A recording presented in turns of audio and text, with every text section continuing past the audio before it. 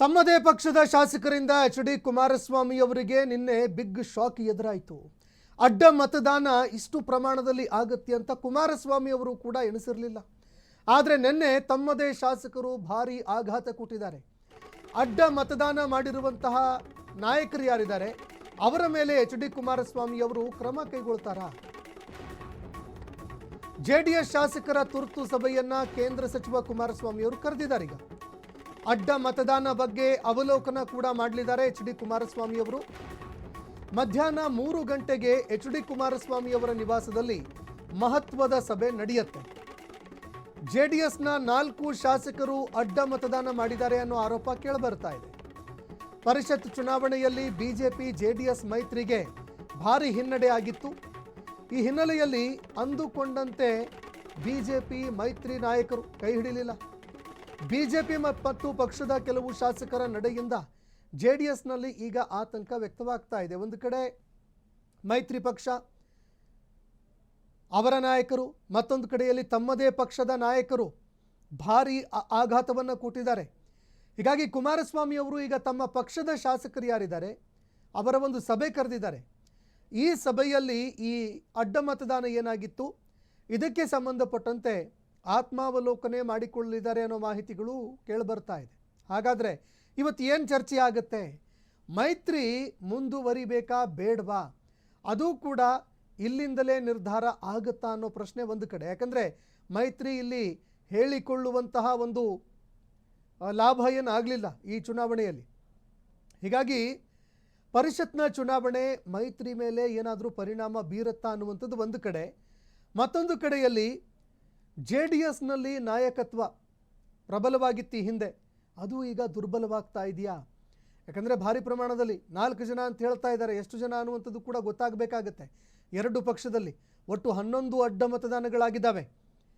ಈ ನಡುವೆ ಯಾವ್ಯಾವ ಪಕ್ಷದಿಂದ ಎಷ್ಟೆಷ್ಟು ಮಾಡಿದ್ದಾರೆ ಅನ್ನುವಂಥದ್ದು ಕೂಡ ಕೆಲವೇ ದಿನಗಳಲ್ಲಿ ಗೊತ್ತಾಗುತ್ತೆ, ಅದು ಬೇರೆ ಮಾತು. ಆದರೆ ಈಗ 4 ಜನ ಅಡ್ಡ ಮತದಾನ ಮಾಡಿದ್ದಾರೆ ಅನ್ನೋ ಮಾತುಗಳನ್ನು ಜೆಡಿಎಸ್ ಕೂಡ ಹೇಳ್ತಾ ಇದೆ. ಹಾಗಾದರೆ ಆ 4 ಜನ ಯಾರು? ಯಾವ್ಯಾವ ನಾಯಕರು? ಏನು ಅಸಮಾಧಾನ ಇದೆ? ಯಾಕಂದರೆ ಮುಂದಿನ ದಿನಗಳಲ್ಲಿ ಆ ನಾಯಕರು ಕಾಂಗ್ರೆಸ್ನ ಜೊತೆಗೆ ಒಳ ಒಪ್ಪಂದ ಮಾಡಿಕೊಂಡ್ರೂ ಕೂಡ ಅಚ್ಚರಿ ಇಲ್ಲ, ಕಾಂಗ್ರೆಸ್ಗೆ ಸೇರ್ಪಡೆ ಆದರೂ ಕೂಡ ಅಚ್ಚರಿ ಇಲ್ಲ. ಹೀಗೆ ಹಲವಾರು ಪ್ರಶ್ನೆಗಳು ಎದುರಾಗ್ತಾ ಇದೆ. ಮುಂಬರುವಂತಹ ಒಂದು ಚುನಾವಣೆಯಲ್ಲಿ 2028ಕ್ಕೆ ಬಿಜೆಪಿ ಜೊತೆಗೆ ಮೈತ್ರಿ ಮಾಡಿಕೊಂಡು ಆಗ ಬಿಜೆಪಿ ಹಾಗೂ ಜೆಡಿಎಸ್ ಮೈತ್ರಿ ಸರ್ಕಾರ ಏನಾದರೂ ಆದರೆ ಮತ್ತೆ CM ಆಗುವಂತಹ ಕನಸನ್ನು ಕುಮಾರಸ್ವಾಮಿಯವರು ಕಾಣ್ತಾ ಇದ್ರು. ಆದರೆ ಈಗ ಅದು ದೂರವಾಗ್ತಾ ಇದೆಯಾ ಅನ್ನೋ ಪ್ರಶ್ನೆ ಕೂಡ ಎದುರಾಗ್ತಾ ಇರುವಂಥದ್ದು. ಯಾಕಂದರೆ ಇಲ್ಲಿ ಬಿಜೆಪಿ ಅದಕ್ಕೂ ಕೂಡ ಇದು ಬಹಳಷ್ಟು ಲಾಭವಾಗಿರುವಂತಹ ಒಂದು ಚುನಾವಣೆ. ಯಾಕಂದರೆ ಬಿಜೆಪಿಗೆ ಒಂದು ವಿಚಾರ ಕ್ಲಿಯರ್ ಆಗಿ ಗೊತ್ತಾಗ್ತಾ ಇದೆ, ಜೆಡಿಎಸ್ನ ಪ್ರಭಾವ ಕಡಿಮೆ ಆಗ್ತಾ ಇದೆ ಅನ್ನುವಂಥದ್ದು.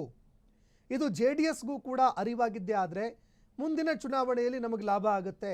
ಸೀಟ್ ಹಂಚಿಕೆ ಆಗಿರಬಹುದು, ಅಥವಾ ಒಂದು ವೇಳೆ ಅಧಿಕಾರಕ್ಕೆ ಬಂದಿದ್ದೇ ಆದರೆ ನೋಡ್ರಿ ಸಚಿವ ಸ್ಥಾನ ಮಾತ್ರ ಕೊಡ್ತೀವಿ, CM ಸ್ಥಾನ ಮತ್ತೊಂದು ಮಗದೊಂದು ಅಂತ ಕೊಡೋದಕ್ಕಾಗಲ್ಲ ಅಂತ ಅವರು ಕೂಡ ಕ್ಲೇಮ್ ಮಾಡಬಹುದು, ಹಕ್ಕು ಸಾಧಿಸಬಹುದು.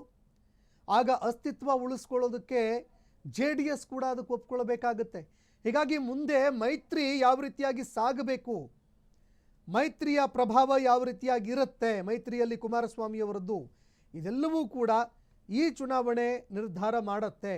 ಹೀಗಾಗಿ ಈಗ ಸದ್ಯಕ್ಕೆ ಈ ಒಂದು ಚುನಾವಣೆ ಒಂದೆಡೆ ಮೈತ್ರಿ, ಮತ್ತೊಂದು ಕಡೆಯಲ್ಲಿ ಜೆಡಿಎಸ್ ಪಕ್ಷದಲ್ಲಿ ನಡೀತಾ ಇರುವಂತಹ ಆಂತರಿಕ ಕಲಹಗಳು, ಜೊತೆಗೆ ನಾಯಕರ ಹಿಡಿತದಲ್ಲಿ ಶಾಸಕರು ಇಲ್ಲ ಅನ್ನುವಂಥದ್ದಕ್ಕೂ ಕೂಡ ಇದೊಂದು ಸ್ಪಷ್ಟವಾಗಿರುವ ಉದಾಹರಣೆ.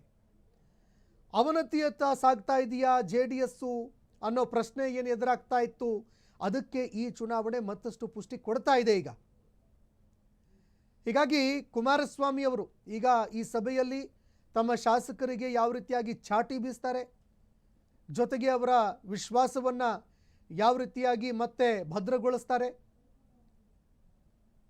ಮುಂದಿನ ಒಂದು 2028ರ ಚುನಾವಣೆಗೆ ಯಾವ ರೀತಿಯಾಗಿ ತಯಾರಿಗಳನ್ನು ಮಾಡಿಕೊಳ್ತಾರೆ, ಇದೆಲ್ಲದಕ್ಕೂ ಕೂಡ ಈ ಒಂದು ಸಭೆ ಈಗ ಆರಂಭ ಅಂತ ಹೇಳಬಹುದು.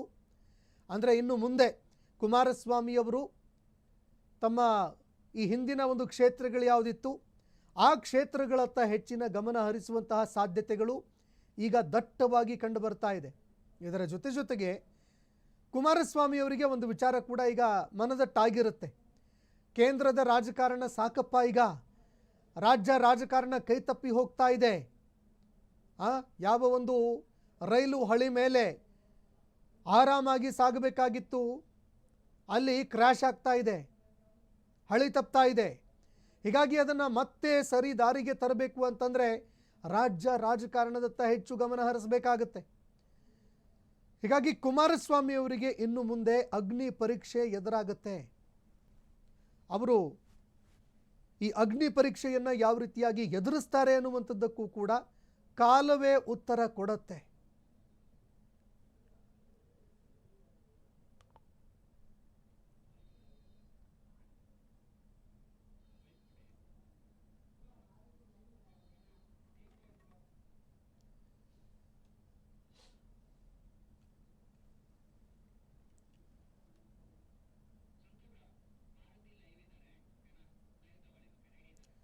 ಈ ಬಗ್ಗೆ ಮತ್ತಷ್ಟು ಮಾಹಿತಿ ಕೊಡ್ತಾರೆ ಪ್ರತಿನಿಧಿ ಮಾರುತಿ. ಡೆಸ್ಕಿಂದ ನೇರ ಸಂಪರ್ಕದಲ್ಲಿ ಜಾಯ್ನ್ ಆಗಿದ್ದಾರೆ.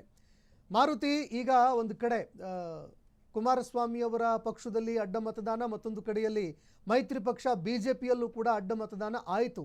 ಹೀಗಾಗಿ ಮೈತ್ರಿ ವಿಚಾರ, ಇದರ ಜೊತೆಗೆ ಕುಮಾರಸ್ವಾಮಿ ಅವರ ನಾಯಕತ್ವ ರಾಜ್ಯ ರಾಜಕಾರಣದಲ್ಲಿ ಹಿಡಿತ ತಪ್ತಾ ಇರುವಂಥದ್ದಕ್ಕೂ ಎಲ್ಲದಕ್ಕೂ ಕೂಡ ಇದು ಸಿಗ್ನಲ್ಲ. ಇವತ್ತಿನ ಸಭೆಯಲ್ಲಿ ಏನೆಲ್ಲ ಚರ್ಚೆ ಆಗಬಹುದು, ಈ ಬಗ್ಗೆ ಮತ್ತಷ್ಟು ಮಾಹಿತಿ ಕೊಡೋದಾದ್ರೆ.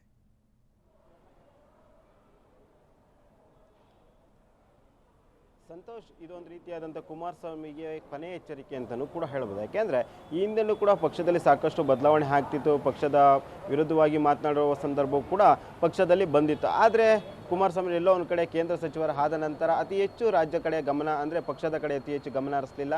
ಅದು ನಿಖಿಲ್ ಕುಮಾರಸ್ವಾಮಿಯವರು ಕೂಡ ಅದರ ಜವಾಬ್ದಾರಿಯನ್ನು ತೆಗೆದುಕೊಂಡು ರಾಜ್ಯಾದ್ಯಂತ ಓಡಾಟ ಮಾಡುವುದಾಗಿರ್ಬೋದು, ಪಕ್ಷ ಸಂಘಟನೆ ಕೆಲಸ ಮಾಡ್ತಾಯಿದ್ರು. ಆದರೆ ನಿನ್ನೆ ನಡೆದಂತಹ ಪರಿಷತ್ ಚುನಾವಣೆಯಲ್ಲಿ JDSನಿಂದ 4 ಅಡ್ಡ ಮತದಾನ ಕಾಂಗ್ರೆಸ್ಗೆ ಹಾಕಿದ್ದಾರೆ ಎಂಬ ಚರ್ಚೆ ಈಗ ದೊಡ್ಡ ಮಟ್ಟದಲ್ಲಿ ಸದ್ದು ಮಾಡ್ತಿರೋಂಥದ್ದು. ಪ್ರಮುಖವಾಗಿ ಇದೊಂದು ರೀತಿಯಾದಂಥ JDS ಅವ್ರಿಗೂ ಕೂಡ ಸಾಕಷ್ಟು ಸಂಕಷ್ಟವನ್ನು ತಂತಿರೋದು. ಯಾಕೆಂದರೆ JDS BJP ಮೈತ್ರಿಯಾಗಿ ಕೆಲಸಗಳನ್ನು ರಾಜ್ಯದಲ್ಲಿ ನಿರ್ವಹಿಸ್ತಿದ್ರು ಕೂಡ ಎಲ್ಲ ಒಂದು ಕಡೆ ಮೈತ್ರಿ ಅಭ್ಯರ್ಥಿಗಳಂದರೆ ಮೈತ್ರಿ ಪಕ್ಷದಿಂದಲೇ ಸುಮಾರು 11 ಜನ ಅಡ್ಡ ಮತದಾನ ಹಾಕಿರೋದ್ರಿಂದ ಇದು ಒಂದು ರೀತಿಯಾದಂಥ ದಳಪತಿಗಳಿಗೂ ಕೂಡ ಸಂಕಷ್ಟವನ್ನು ತಂದಿರೋವಂಥದ್ದು. ಪ್ರಮುಖವಾಗಿ ಇಲ್ಲಿವರೆಗೂ ಕೂಡ ಎಲ್ಲೋ ಒಂದು ಕಡೆ ಕುಮಾರಸ್ವಾಮಿಯವರು ಪಕ್ಷದಲ್ಲಿ ಎಲ್ಲವೂ ಸರಿ ಇದೆ ಅಂದ್ಕೊಂಡಿದ್ರು. ಮತ್ತು ಎಲ್ಲೋ ಒಂದು ಕಡೆ ಪರಿಷತ್ ಚುನಾವಣೆ ನಡೆಯುವ ಮುನ್ನವೇ ಎಲ್ಲೋ ಅಡ್ಡ ಮತದಾನದ ಒಂದು ರೀತಿಯಾದ ಕ್ಲಾರಿಟಿ ಎಲ್ಲೋ ಒಂದು ಕಡೆ ಕುಮಾರಸ್ವಾಮಿ ಸಿಕ್ಕಿತ್ತು ಅನಿಸುತ್ತೆ. ಯಾಕೆಂದರೆ ಅವರು ಅದಕ್ಕೆ ಸಂಬಂಧಪಟ್ಟಂತೆ ರೆಸಾರ್ಟ್ನಲ್ಲಿ ತಮ್ಮ ಶಾಸಕರನ್ನೆಲ್ಲ ಉಳಿಸ್ತಾರೆ, ಅಲ್ಲಿಂದ ನೇರವಾಗಿ ಕರೆದುಕು ಬಂದು ಕೂಡ ನಿನ್ನೆ ಗೋವಿಂದರಾಜು ಅವರು ಅಂದರೆ JDS BJP ಮೈತ್ರಿ ಅಭ್ಯರ್ಥಿ ಗೋವಿಂದರಾಜು ಅವರಿಗೆ ಬಿದ್ದಿದ್ದ ಮತಗಳು 14. ಇದರಿಂದಾಗಿಯೇ ಸಾಕಷ್ಟು ಅಡ್ಡ ಮತದಾನ ಆಗಿರೋದು